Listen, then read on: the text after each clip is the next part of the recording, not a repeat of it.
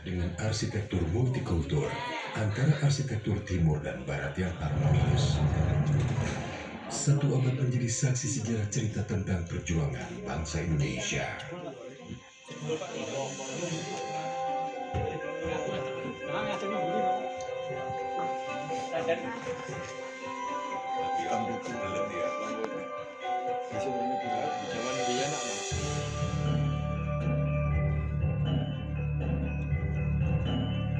Bangunan itu akrab disebut Gedung Sate.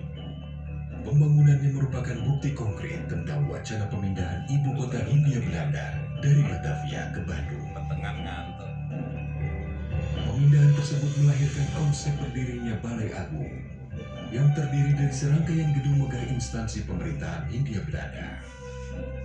Kompleks ini bernama Hoofdstadtbedrijven.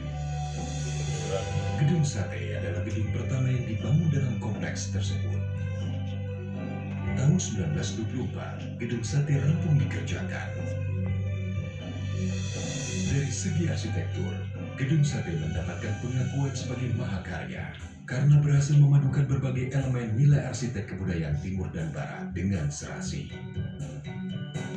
Sejak diresmikan pada tahun 1930, Gedung Sate difungsikan sebagai kantor pusat Departemen van Verkeer en Waterstaat dan Sentrale Bibliotheek. Departemen van Verkeer en Waterstaat merupakan jawatan pemerintah Hindia Belanda yang berfungsi untuk mengelola sumber daya air dan manajemen lalu lintas kala itu. Sentrale Bibliotheek merupakan perpustakaan dengan koleksi gabungan dari 7 jawatan pemerintahan Hindia Belanda. Penggabungan ini menjadikannya sebagai perpustakaan terbesar di Asia Tenggara. Waktu berlalu hingga terjadinya Perang Dunia Kedua. Jerman di bawah kepemimpinan Hitler menguasai Polandia pada 1 September 1939. Peristiwa ini menimbulkan efek domino ke seluruh dunia, termasuk kota Bandung. Jepang yang beraliansi dengan Jerman mengamankan wilayah Indo-Pasifik dari cengkraman aliansi musuhnya. Pada tahun 1942, Belanda menyerah atas gempuran Jepang dalam Perang Pasifik, membuat Jepang menguasai kota Bandung dan menjadikan Gedung Sate sebagai pusat pemerintahan Jawa Madura. Sedangkan jawatan Departemen van Verkeer en Waterstaat diubah menjadi Kotobu Bonsitsu, sebuah instansi milik Jepang yang berfungsi sama. Sejak itu, istilah pekerjaan umum lazim digunakan sampai sekarang.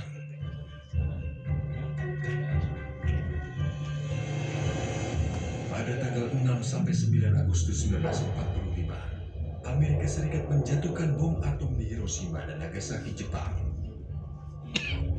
Peristiwa itu menandakan kemenangan absolut Perang Pasifik oleh aliansi Barat.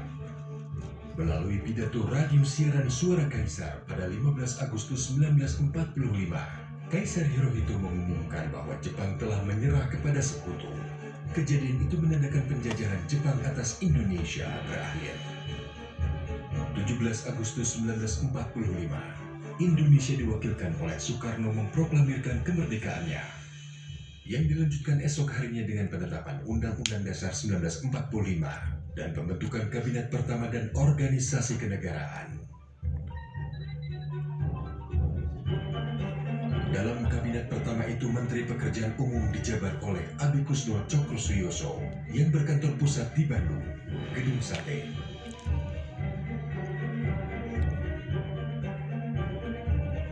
Walaupun sudah memproklamasikan kemerdekaannya, Indonesia tidak serta-merta menikmatinya secara utuh. Pada tanggal 4 Oktober 1945, tentara sekutu yang diikuti oleh Nika dan Bungka memasuki kota Bandung untuk merusak kedaulatan NKRI. Pada tanggal 3 Desember, pasukan sekutu menyerang Gedung Sate. 21 orang pemuda dari Angkatan Muda DPU berjuang habis-habisan mempertahankan Gedung Sate. Sebagian besar terluka berat dan 7 orang dinyatakan hilang.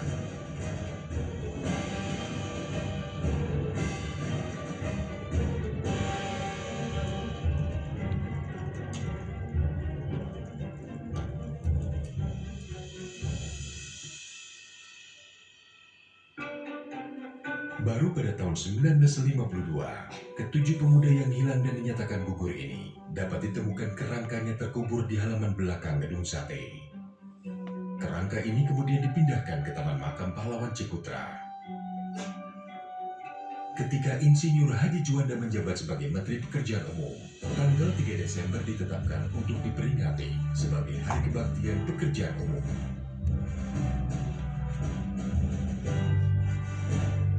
Setelah lama digunakan sebagai kantor Departemen Pekerjaan Umum, serta segala pencapaiannya yang masih kita nikmati hingga sekarang.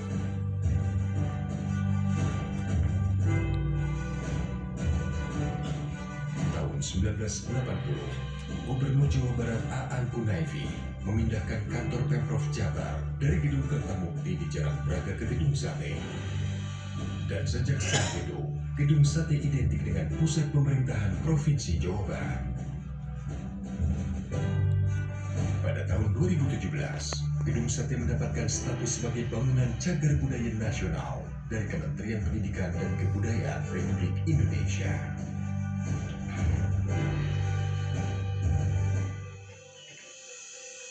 Gedung Sate, mahakarya klasik tak lekang oleh waktu. Sebuah landmark Jawa Barat yang kita jaga dan cintai. Menjadi saksi sejarah perjuangan bangsa Indonesia agar menjadi bangsa gemah ripah repeh rapi.